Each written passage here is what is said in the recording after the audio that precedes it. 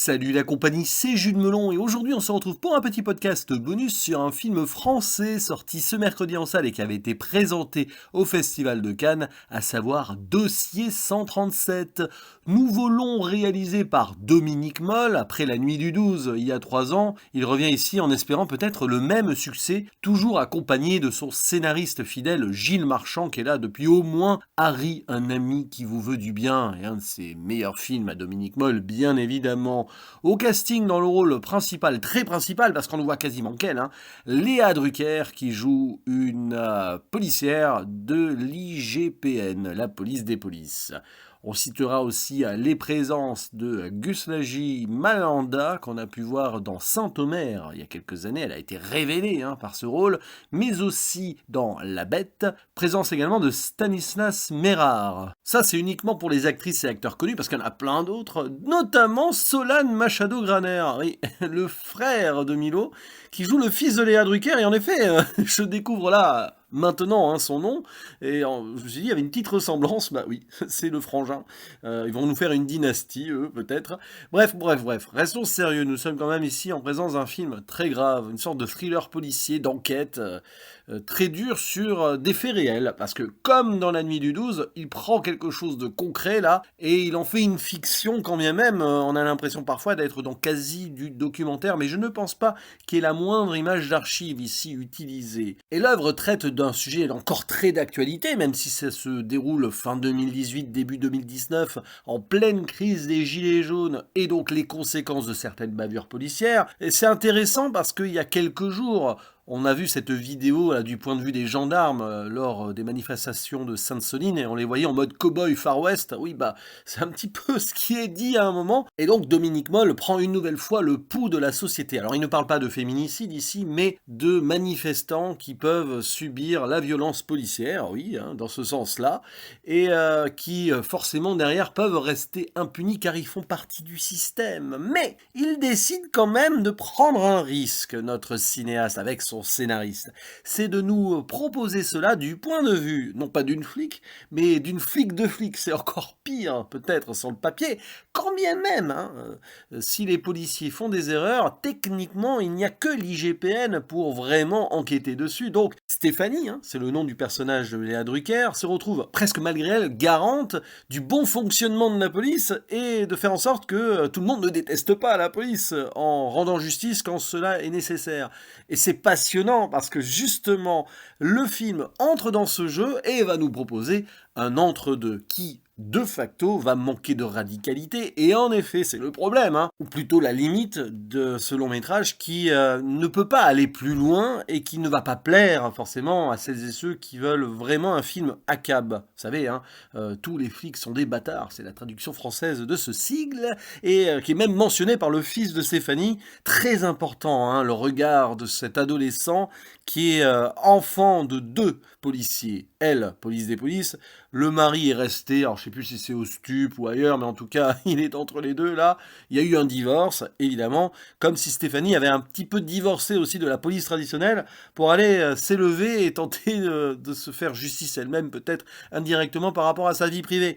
Une vie privée qui va, malgré elle, ressurgir dans ce dossier 137, puisque cette enquête sur un jeune qui s'appelle Guillaume Girard, qui s'est reçu un flashball en pleine tête, eh bien, elle va se rendre compte que cette famille qui est montée sur Paris pour la manifestation en mode festif, zai, mais bon, ils vont vite en revenir, eh bien, est originaire de Saint-Dizier, où Stéphanie a grandi, où vit ses parents, donc va s'installer malgré elle un biais, petit problème de déontologie peut-être, ou pas, qui va la faire aller encore plus loin dans son enquête, et même parfois très très très loin, jusqu'à presque suivre ou espionner des gens.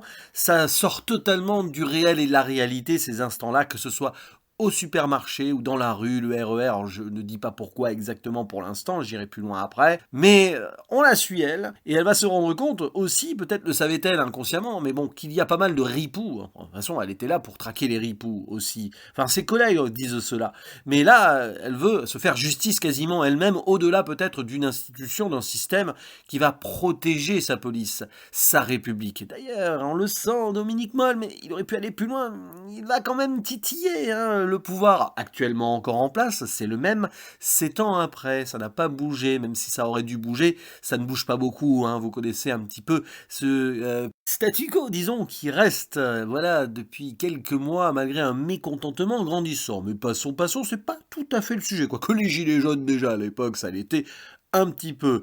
Et Stéphanie va devoir prouver la culpabilité potentielle de membres de la BRI qui ont été appelés ici pour en renfort, hein, parce que c'était vraiment l'insurrection, donc il fallait sauver la République, sauver la France. Grosso modo, c'est des ordres qu'ils ont reçus, hein, j'extrapole un peu, et sur certains témoignages donc de membres de ces brigades, c'est exactement ce qu'ils ont reçu comme instruction venue d'en haut. Et évidemment, nous sommes dans ce film d'entre-deux qui est passionnant, qui est super bien ficelé, qui joue beaucoup sur les images et qui est abouti, qui va vraiment à fond dans ce qu'il propose, mais du coup ne peut pas aller plus loin fatalement dans ce qu'il aurait dû peut-être imposer en tant que radicalité. Ça, c'est moi qui parle, mais cinématographiquement, c'est une réussite. On ne peut pas le nier. Et je pense, il y a moyen en tout cas, que Dominique Moll connaisse son succès à peu près parallèle que La Nuit du 12, parce que il a le pif pour déceler ces sujets qui vont passionner les gens. Ma salle était très remplie, plus que pour Running Man, hein, on va dire, en comparaison.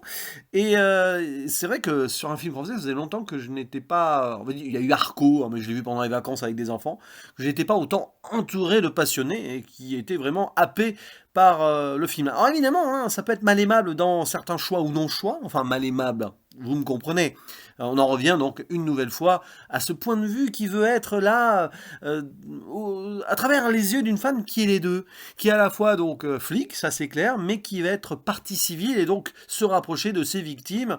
En plus, voilà, la mère de ce, j'allais dire ce gamin, mais bon, il a 20 ans, mais quand même, il est très très jeune, a été l'aide-soignante de sa maman à elle. Donc, bon, on parle de biais ou pas, mais elle va le découvrir un peu par erreur, par défaut, hein, même. C'est pas non plus ça qui va faire peut-être non plus qu'elle va essayer de se rapprocher de la vérité ou que la vérité va éclater ou pas, parce que vous connaissez hein, Dominique Moll, hein, vous avez vu La Nuit du 12, il y a ce cinéma de frustration aussi, en plus du cinéma d'observation et qui essaye de questionner la psychologie des gens. Bon ben alors là, on est servi. Parce que je parlais du jeu des images, mais donc oui, au-delà de ce montage parfois saccadé, volontaire, hein, où on va voir des témoignages successifs passionnants, cela, il y a aussi l'utilisation des vidéos filmées par les téléphones qui sont là en tant que témoignages, oui, ou juste des tranches de vie, par exemple, donc de cette famille qui va sur Paris dans la voiture, on est content, après on filme les manifestations par curiosité ou pas, et en fait,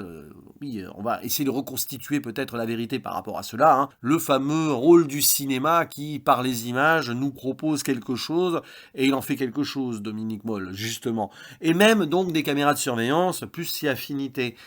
C'est passionnant parce que c'est pas non plus surusité et c'est bien construit dans, on va dire, la progression et à fur et à mesure qu'on se rapproche, ou non, hein, je reste encore vague, mais je vais faire une zone spoiler, de la vérité.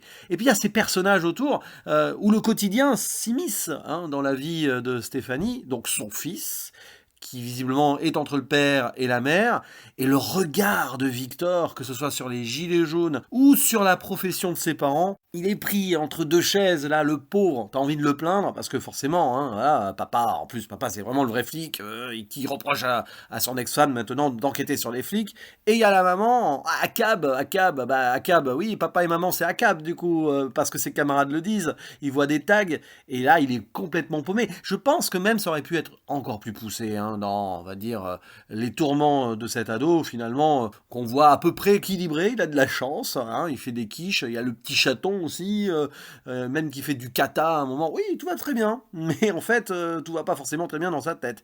C'est presque dommage, voilà, maintenant que je le dis, que j'y pense, on soit pas allé plus loin avec lui, mais c'est passionnant parce que du coup, le personnage de Léa Drucker peut être doublement détesté en tant que flic de base, mais aussi par les flics parce qu'elle enquête sur les flics. Il y a tout ce délire-là qui la rend d'ailleurs forcément très impliquée parce qu'elle est accablée hein, par tout cela, mais Dominique Moll n'oublie pas les victimes, et ça c'est important. Bon, zone spoiler pour 2-3 trucs. Je vais commencer par la vérité ou non. Bah, il est évident que Guillaume Girard a été victime d'une bavure par 2 tirs. Alors, il y a la situation la plus absurde et cruelle possible. Ça, c'est très Dominique Moll, hein.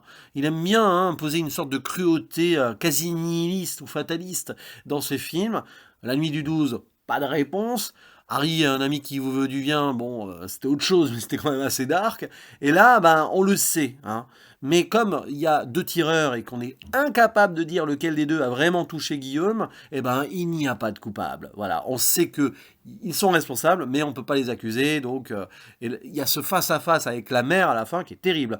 Mais le courage, pour le coup, de Stéphanie de venir dire cette vérité et ce non-lieu, en gros, à la maman, bon, on sent qu'elle se fait du mal aussi parce qu'elle est allée au bout, même qu'on lui reproche de lui avoir mis trop du cœur. Il y a un monologue passionnant à un moment où elle est face à, on va dire, sa responsable, sa supérieure, qui lui reproche ce biais, hein, parce que oui, sans disiez les parents, voilà, machin.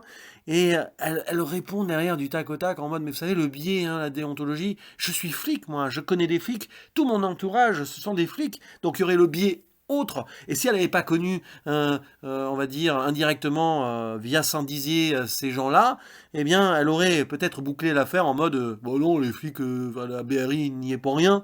Donc, elle retourne le biais, la déontologie, pour montrer que les institutions, en fait, surprotègent ces bavures-là. Et c'est terrible, en fait, hein. C'est d'une violence absolue. D'autant plus qu'en fait, toutes ces quêtes d'images et tout, ont finalement abouti à rien. Que dalle. Donc cette traque indirecte, c'est la limite du harcèlement, mais bon, de cette femme de ménage d'un grand hôtel qui a tout vu, qui a tout filmé, elle va quand même jusqu'au bout, hein, le train jusqu'à chez elle. Alors c'est là où d'ailleurs Gustave J. Malanda fait encore une belle prestation. Alors, c'est pas sa plus marquante bien sûr, mais elle a aussi droit à la parole en disant, mais vous savez, si ça n'avait pas été un blanc là, la victime, si ça avait été comme chez nous dans les banlieues, parce qu'elle rentre en banlieue. Je me demande si c'est pas autour de Cergy ou Nanterre, tout ça. Enfin, j'ai reconnu, hein. Mais bref, peu importe. Bref, elle le dit. Voilà, moi j'ai été témoin de choses, mais il n'y a jamais de coupable quand c'est la police. Et là, est-ce qu'il va y avoir enfin quelque chose parce que c'est un petit blanc qui a été touché? Je sais pas. Hein, évidemment, je vais plus loin que le propos de base, mais c'est l'idée. Et, bah, ça met quand même. Y compris Stéphanie, hein, qui est une policière blanche et tout, face à une vraie réalité. Et on la sent, elle a envie, elle a envie. Donc, le film veut nous faire rentrer en empathie avec une flic, et je sais que ça n'a pas plu à pas mal de gens que je connais, hein, qui sont très à gauche et qui ont vu le film au Festival de Cannes. Mais je pense que en termes de cinéma qui s'aboutit, s'assume comme cela, ça passe très bien.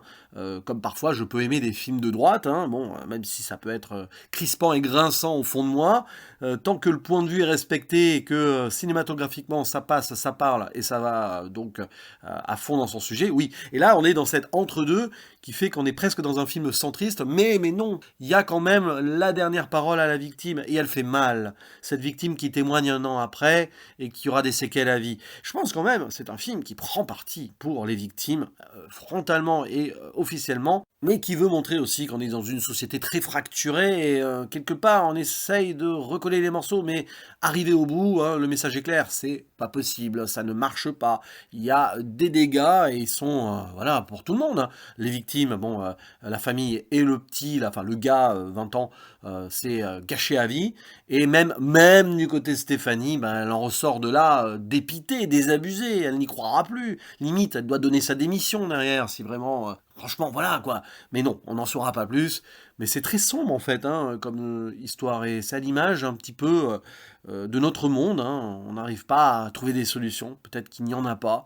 Même si on va titiller l'entre-deux comme ça, on arrive au bout, dans la même spirale infernale. Tout au bout de l'absurde. Donc je ferme la zone spoiler là-dessus. J'aurais pu revenir sur plein d'autres choses, mais c'est un film qui se vit aussi et qui se respire autrement. Là, c'est quasi à chaud, hein, que je fais ce podcast. Ça m'a beaucoup plu, mais c'est vrai que à certains moments, à vouloir ménager la chèvre et le chou par choix global de point de vue et pour montrer plein de choses, il y a des instants où tu te dis que ça loupe le coche. Alors que La Nuit du 12 arrivait vraiment à aboutir, sincèrement, frontalement un truc quand même.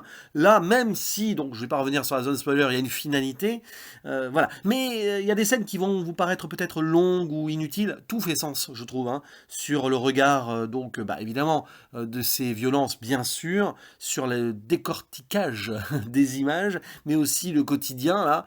Il y a des trucs où j'ai un petit peu souri, hein, même rigolé intérieurement, que c'est pas drôle, notamment ces scènes au supermarché. Franchement, ou avec les parents, la vidéo sur les chats. Bon, à un moment, il y a un truc très flippant au niveau vidéo sur les chats, puisque Stéphanie reproduit ce que la mère fait. Et on peut se demander si finalement une apathie ou une dissolution de nos cerveaux dans ces trucs-là inoffensifs ne serait pas la seule solution. Non, non, non, non, il faut pas baisser la garde, il faut y aller encore. D'ailleurs, Dominique Moll, c'est pas ce qu'il dit, mais il est là quand même, hein. Il se pose des questions. Bon, au moins, là, ses parents ne sont pas sur CNews. C'est pas comme les parents du film T'as pas changé, là, de Jérôme Commandeur, non. Là, au moins, il y a peut-être quand même autre chose. Bref, je vous laisse la parole hein, sur cette conclusion un peu bizarre. Et si vous avez aimé ou non ce dossier 137 et le cinéma au sens large de Dominique Moll, c'est probablement pas son meilleur film, mais attention, parce qu'il y a des choses qui peuvent encore grandir en moi, maintenant que j'y pense, là, même si j'ai des réserves qui ont également germé au moment où justement je faisais l'enregistrement, en étant pur impro là, et c'est parti dans tous les sens. Mais bon, c'est comme mes impro ciné critiques en gros, hein, c'est pareil. Allez, je vous laisse à vos petits doigts sur vos petits claviers, et je vous dis à la prochaine, ciao.